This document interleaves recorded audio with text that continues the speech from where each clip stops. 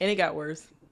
What do you mean? It got worse. So I'm in the county jail. It's the day for me to get sentenced, and like you got everybody upstairs, cause it's like glass. You can see people walking through the hall. So everybody's like on the door, cause they know I get sentenced today. So they like on the door, and they like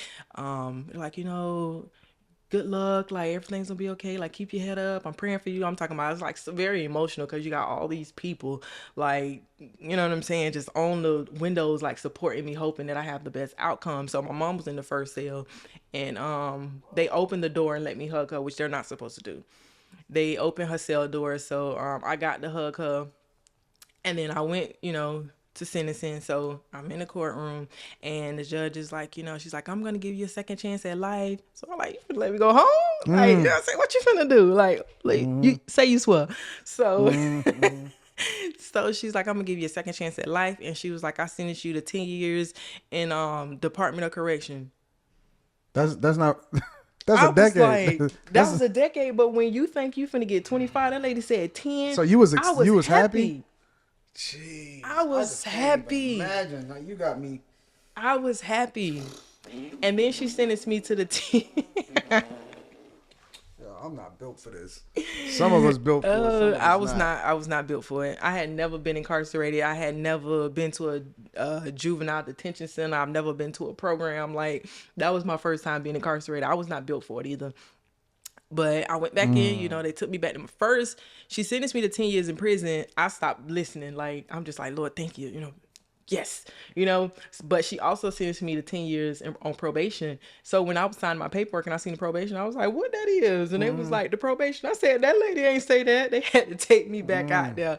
And she sentenced me. So I ended up signing my paperwork. When I went upstairs, and they were like, how many you got? Like, what'd you get? So I'm like, 10. So everybody just like crying and everything. And I'm like, that's good. Like, we knew I was getting sentenced to go to prison. You know what I'm saying? It ain't like it was a possibility I was going home. We knew where we was at. You tough. You a tough one. No, if somebody told you they was gonna, you thought you was getting 25 and they told you 10, you'd be grateful too. No, you tough.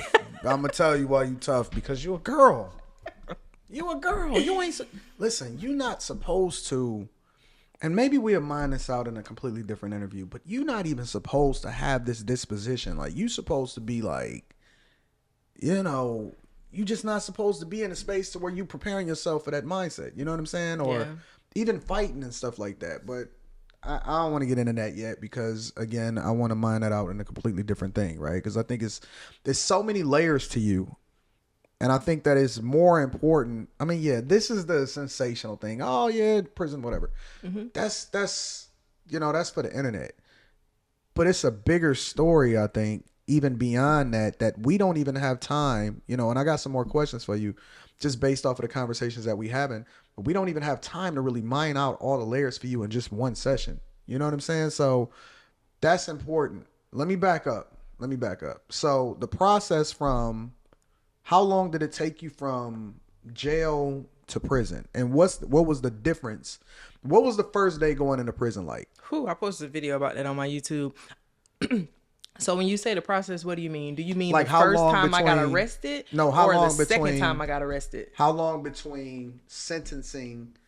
Because, you just in jail the whole time that you're going through trial, right? Yes. And how long between sentencing and then actual transferring over into a prison? What is the timeline between that? So I got sentenced to prison May 7th, 2012. It's really give or take. It just depends on like where you're going, when they feel like coming to get you. Once you get sentenced to prison, the county jail wants you to go because you state property. I think they get less money. I think they get less when they have somebody that's state property in the bed. So they be ready for you to go. But for whatever reason, I still had that battery charge. Remember when I told you I got into that fight? So I still had that charge. So I had to deal with that. Now, because it was so minor, they just kept pushing off that battery charge until... So you were still in jail then? Okay. They just kept pushing that off until my trafficking was done, because that was the big one. So they this small charge, they just kept pushing it off. But I still had to go to court for that. So I ended up going to court. They gave me I think it was 16.4 months in prison, and they ran it together with my 10 years.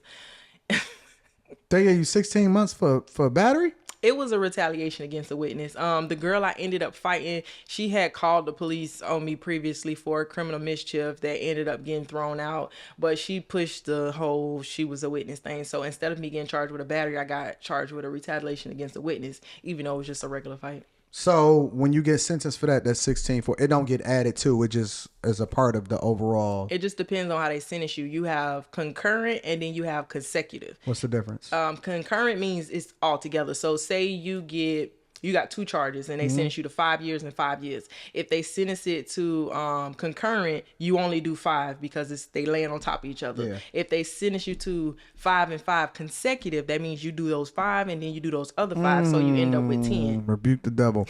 So what did they say? So when you get sentenced on multiple counts, you want to hear that word. So yours was consecutive. concurrent? I mean concurrent. Yes. Okay, so that didn't even matter. Yeah, then. it didn't. They ran it in together. And then you get transferred. So you got to stay within the state though, right?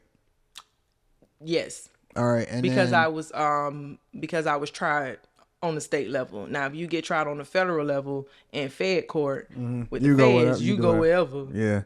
So okay, so then you get transferred over into prison. They put you on a bus or something like that. I ended up going to prison October 1st, 2012. Okay. And then what is the first day like when you get to prison? The first day. Now, mind you, when I was in the county, and I know it sounds crazy because you've never been through it, but the way people talk about the difference between jail and prison, I know I'm going to prison. So I was so ready to go. And when I say that, people are like, you was ready to go? Jail, you are in one cell. They bring your food to you. You shower right over there. Everything is in one spot. You may go to rec like twice a week, but you're in one cell. You go nowhere. This is where you go. Like, I was in there 10 months. So I was in this one cell for 10 months. I showered over there. They brought me my food. I gave them my clothes to wash it. So you in just this little area. And in prison, it's like a community. It's not a community, but it's, it's bigger like more that. Freedom. Like, exactly. So when you go eat, you have to go out the dorm to go to the chow hall.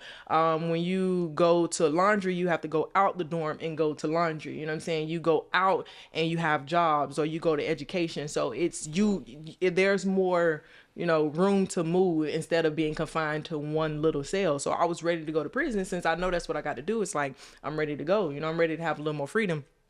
So I'm like, ready to go. It's like, it's okay. Everybody like, girl, you stronger than me. And I'm like, no, it is what it is. And then when I got to prison, when I tell you, first of all, when you first get there, they take you through and they got it's what you call RNO, receiving and orientation. So when you first get to DOC, they got to put your fingerprints again. They got to weigh you, get your height. You got to go through medical and they ask you all these medical questions. You got to get a physical. You have to do all this stuff. And it's you, and depending on how many people get shipped, let's just say it's 20 people. Okay, so you got to wait on all 20 of these people to have all these processes done. And then you have to strip out. And then they have all 20. In front of everybody? Yes. Okay. They have all 20 of y'all. So 10 may be lined up this way, 10 may be lined up this way. And you take your clothes off. And like, I'm at the point they like take your clothes off. And like, you know. Is it all female officers? Yes. Okay. A male officer cannot strip search you unless it's a state of emergency.